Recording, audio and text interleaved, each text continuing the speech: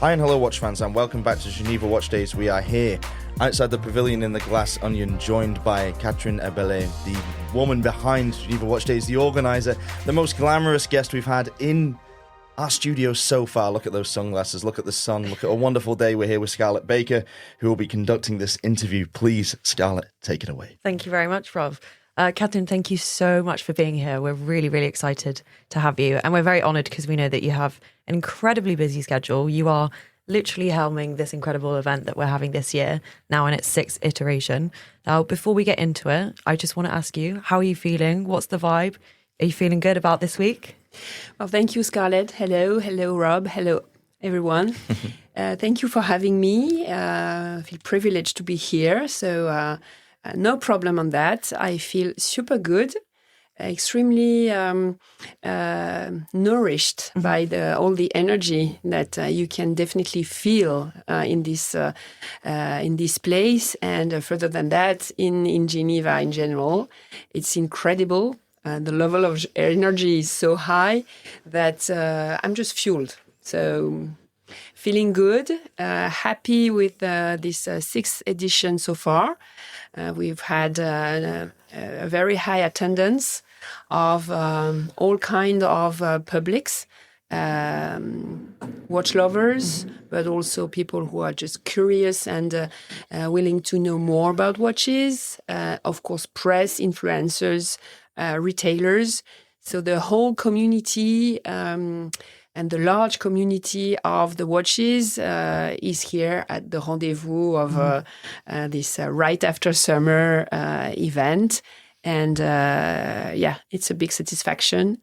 6th edition means that we are getting into this age that it's not so new anymore. Not getting adult yet. So many things that we can imagine, dream of for the future. And also feedbacks to take on how this growth has been and this journey has been since the beginning. So happy. Perfect. And, we're in the middle of it right now. We've got one more day to go. Mm-hmm. But coming live and direct from the fair, I want to ask you, what observations have you noticed about this year's iteration of Geneva Watch Days? More collectors. Okay. More collectors from all over the world. Mm-hmm. And probably it's because now they are feeling and understanding that this is a very fluid type of event and that they can get informations, they can get pleasure, they can get a unique situation to share with other collectors and get to know new friends. But also the brands are super open to welcome them as walk-in, not needed to take an appointment to have something extremely formal. This fluidity is unique, and this is really for me as an organizer of the event a key point to maintain. Here in the pavilion where we are, you can meet CEOs, designers, people from the top management and the teams of the brands. And when you are a collector, it's incredible. Mm-hmm. Plus the variety of our portfolio of brands who trust us, 66 this year, is just incredible and completely different from all the other panels that you can find in the other rendezvous. And we're going to come back to that number in a second, talking about the brands. But I just want to go back to the word fluidity that you're using there. Was that the intention from the beginning of Geneva Watch Days? And, why do you think that people want that from a watch event? Because, there are incredible watch events out there and, the watch calendars are growing and we love to see that for the industry. But there's something very special about Geneva Watch Days that feels very different. Why is it that we need and want that fluidity? I think that there is a lot of freedom. Mm-hmm. You can really manage your agenda by yourself, and you can manage it the way you would if yourself would organize a dinner, an afternoon, a night with your collector's friends. So everyone owns a little bit of those Geneva Watch Day spirit, and can make it like it was his or hers. Absolutely. So this creates, this notion, or this nourishes this notion of I'm here like I am at home. I am welcome. I am really welcome as a collector. And I have my friends, but I will also meet those guys that I had been in touch, that I've been in touch with when I was, I don't know, in Mexico City, in Singapore, in Munich, whatever. So it's their moment. Perfect. Creating a platform for them Yeah. to make the brands taking also their share of visibility to keep going on their own strategy. So there is both pleasure, hobby, and I'm not in the business with the fair, but I am, of course, extremely aware that if the brands drive a good business, then the whole it's healthy. sector will benefit from it. Yeah. And do you feel that the intentions of Geneva Watch Days have stayed the same since the beginning, since 2020? Or do you feel like, what's the growth looking like? If we take outside the figures for a second, is the intention and, the principles behind it, have they changed in any way as you've grown? I hope so, but you tell me, because you've been there. Yeah. And so you are experimenting the fair itself as with your fresh eyes. I mean, for me, I was looking at actually your piece in Revolution, and there was a quote that you said that I really liked, where you talk about how the watch industry is the sort of most community-based luxury industry that there is. And it seems obvious to say that out loud at the same time, but I can't really think of another industry quite like it. And as you say, like, we all love being together. And I think for me, this year of Geneva Watch Days, just from the opening ceremony that we had as well, the room was just filled and everyone was so happy to be there. Yeah. You're constantly exchanging watches, shouting down to so-and-so at the other side. And I don't know, there was just something like it's very familial. It's like a family vibe to it. It's like the campus of a big university, exactly, where you're happy to meet your friends. You have the bar in the center. You have the library not so far. You have now here with the bubble. And you always jump into someone that that you like, and it's 4 days, so you're happy to say, "Oh, I'm sorry, I'm in a rush, but let's catch up next afternoon or tomorrow." And then you have to go to your classrooms and go to the showrooms, and you're also happy to see the brands and to discuss with them, and then to share what you've seen and to analyze what you've seen. So, it's like a big campus. That's a really good way to put it. And going from, again, talking about 2020 when, this all kicked off, 15 brands then, and we're now looking at 66 this year. Like, that's like hugely exponential growth. How have you navigated this? Very carefully, because this could kill the whole thing.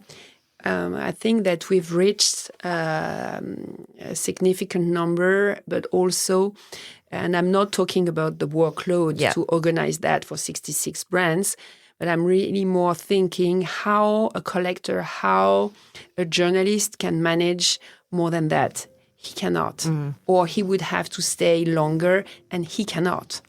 We all have our own lives. Journalists need to write.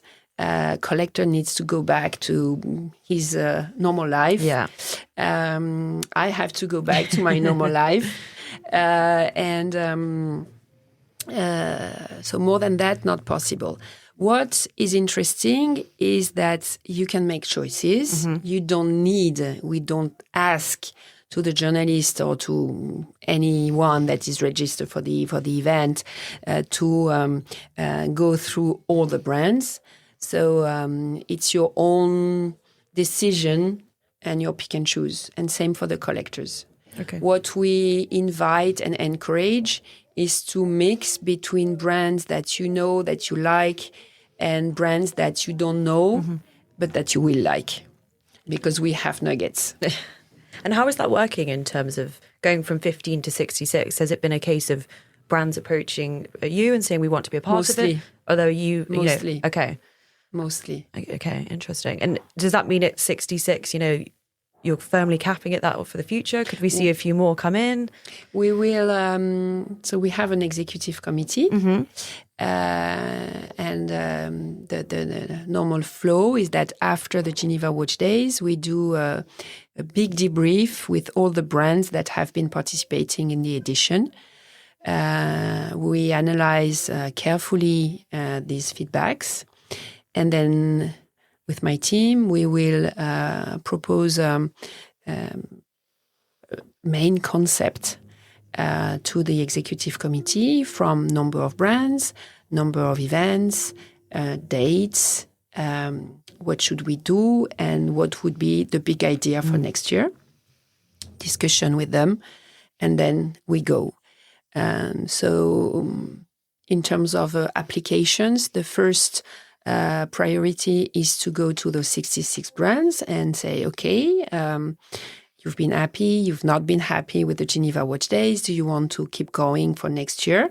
Yes, no. And then it will leave us the free seats for other brands to come in. Okay. But I can tell you that I've been approached by several of them already. Okay. We had a coffee, we had a chat under the pavilion, because I think that for them to understand if the event suits to them is the only way to really know that, and if they can commit, if they would like to commit to that. Because I can also tell you that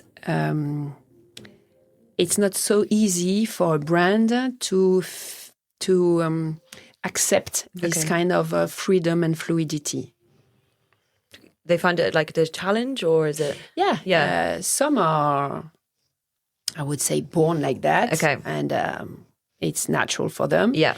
But other can be more in the protocol, in the process. Okay. And it's a little bit like, oh, wow, so much freedom. Oh, you're giving us so many options. I would like to do them all, but I cannot. So how should I do? So we also accompany them in their choices, in making sure that they keep the spirit of 2020. And every time we do meetings, so mainly Zoom meetings, as you can imagine, I read the manifesto of the Geneva Watch Days, saying that it was based on agility, flexibility, and decentralization in 2020, and that it is still. It remains that way. And that they have to keep that in mind.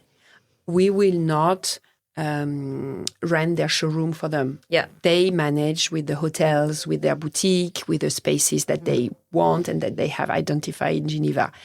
They manage their own press agenda, retailers' agenda, collectors' agenda. We don't. We offer a platform that we try to do strong as strong as possible, or the strongest possible. Because then that will drive the profiles that we want to have, that we think are interesting for all of us, and that will give them the visibility and also tools for them to conduct their strategy where they want to take it. Okay.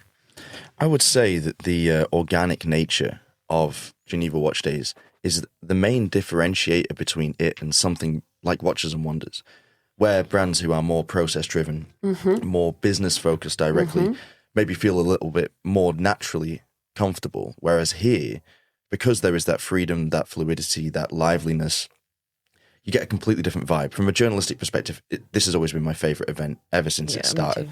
It's relaxed, it's comfortable, it's very easy to navigate. You know, all the brands are so close together, and then we have the pavilion, which Watches and Wonders doesn't have anything like the pavilion. this hub of activity where everybody congregates every day.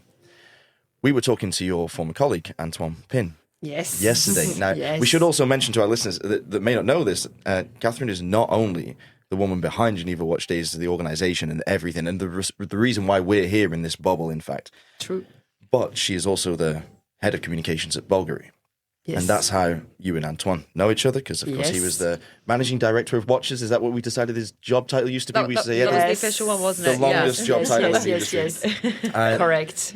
And he mentioned something very interesting, something I was extremely glad to hear, that there's not a rebranding, but a slight repositioning of Geneva Watch Days as a cultural event, as a chance for people to experience watchmaking in a much more hands-on way. Yeah. To create further separation from more like B2B fairs like Watches and Wonders. And we've seen that with the competitions that have been held here, the chronometry competition and these creative initiatives. How do you see the future of that initiative? Do you see like more things being added that will create further distinction from other fairs like Watches and Wonders? We will continue this in this way, yeah, for sure. 2 years ago, we created the Culture Hub. Sorry, I'm losing my voice, my words, my grammar, with all the main partners in the watch industry that drive this watch culture as far as possible, meaning Horological Society of New York City, GPHG, FHH, the Watch Library, École d'Horlogerie de Genève.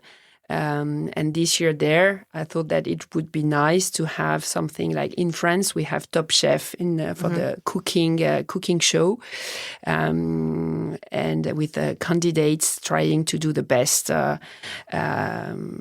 recipes as possible.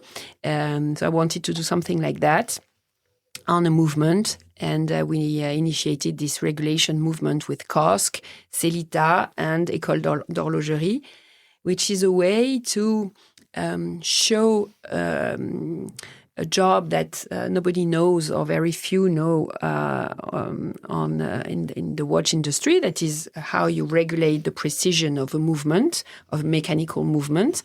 And I think it's even more important than assembling a movement. We are all here on precision, yes, but how do you know something about it? No. So let's try. Okay, give it a try. We have 40 candidates. And with the COSC, that is the institution among all that will decide through a very strict process and tests if this is precise enough or not. So those movements will all go to COSC, and we'll see who is the best candidate, the closest one to the COSC criteria. And it's just insane. And it's super fun. But at the same time, people realize how difficult this is and how important this is, the consequences on that. So this is this cultural part that we initiated again, I think it was 2 years ago.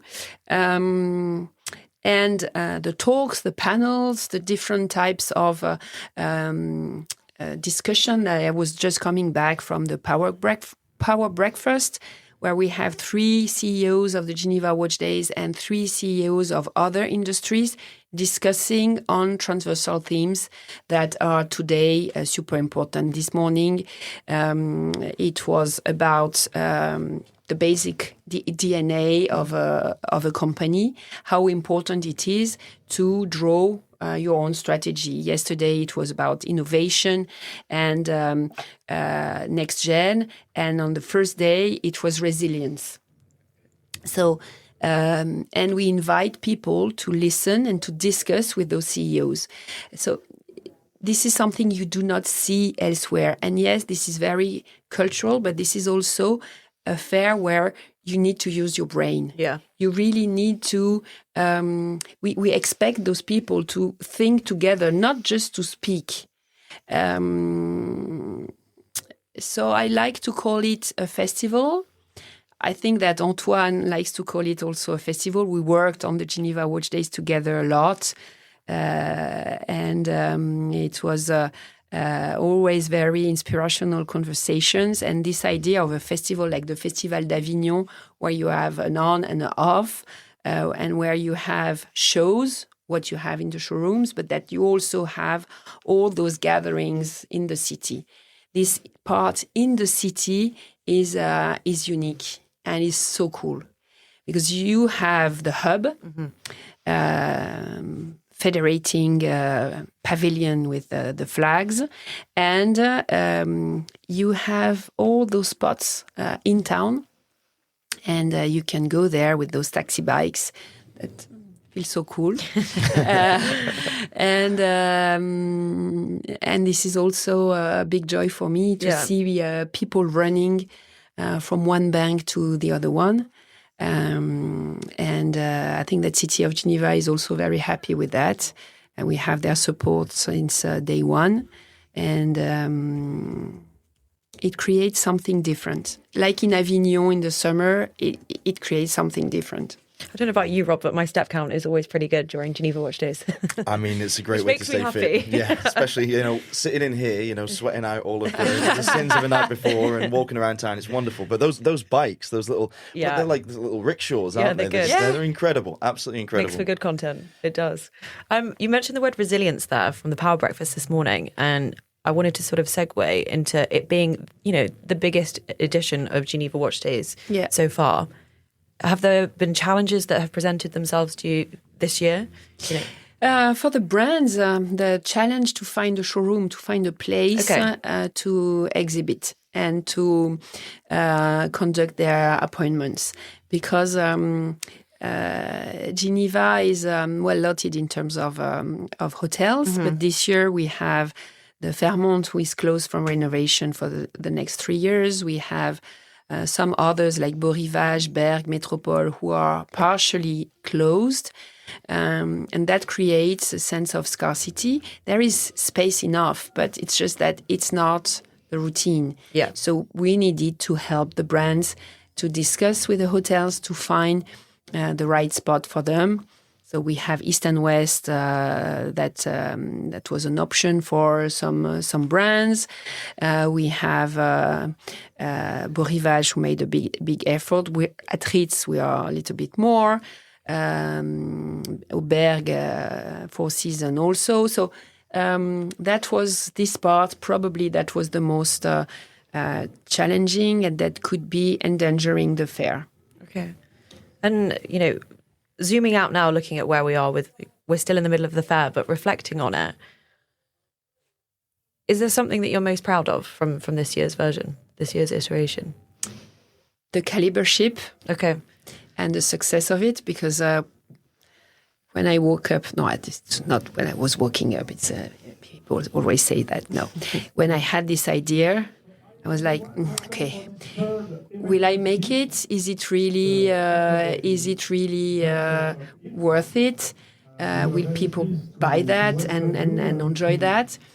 And now seeing people joining the sessions to watch the guys sweating on their movement, it drives me crazy. I'm so happy. I'm so thrilled. And the exhibition. It's the most important exhibition with contemporary watch pieces. Free. The entrance is free.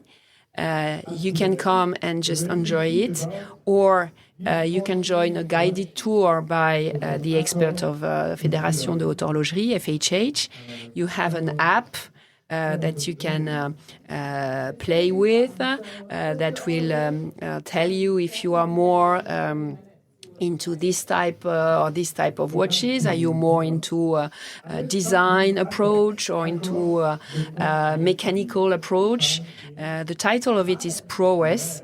Because all those timepieces are really pieces of art, but in their own way. So we curated it in a little bit different way than usually to make it becoming a real exhibition, and that I'm super proud because the brands that are sending us treasures. We have an amazing piece from Ferdinand Berthoud. We have incredible pieces from Gröbel.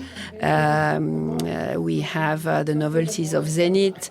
We have a tag here that has a duo from the archives and the new one.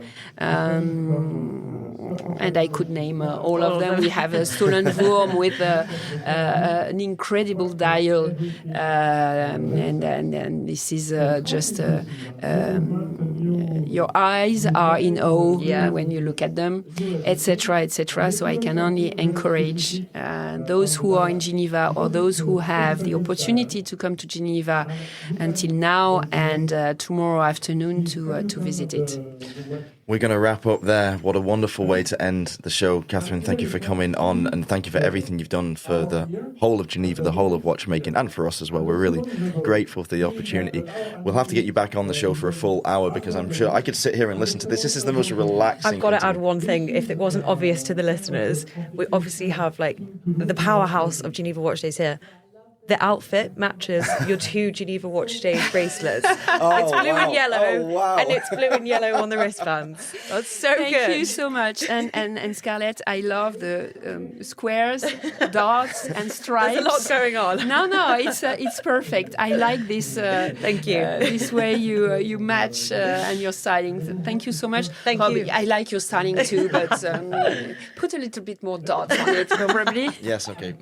Yeah. Well, thank you for saying that, Catherine. Thank you to both of you. Thank you, Alan. Thank you to all of the community. And Real Time Show is a real show. Thanks. We can't get a better ending than that, so we're going to sign off. We'll be back in a few moments with our next guest outside the pavilion here live from Geneva Watch Days 2025. Thanks for joining us. We'll see you again soon.